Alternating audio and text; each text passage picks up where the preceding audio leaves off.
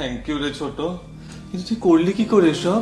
হ্যাঁ গো দিদি, সে আমার তো ঘুম পেয়েছিল, আমি ঘুমিয়ে পড়েছিলাম, উঠে দেখি ছোট মঞ্জুর ভূতকে ভাগিয়ে দিয়েছি। আমি কিছুই করিনি। এই গল্পে প্রথম থেকে আমি কোনোদিন ছিলামই না।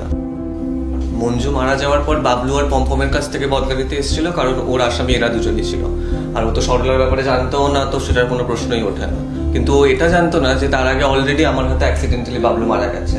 আর ও যখন আমার হাত ধরে আমাকে ভিশন দেখানোর চেষ্টা করলো, তখন প্রবাবলি ও আমার মেমোরিজ কন্ট্রোল করে এটা জানতে পারলো যে বাবলু মারা গেছে। ওই মঞ্জুর ভূত এখন বাবলুকে খেলাতে গেছে, আমি শিওর। তেইনও নিজে থেকেই চলে গেল।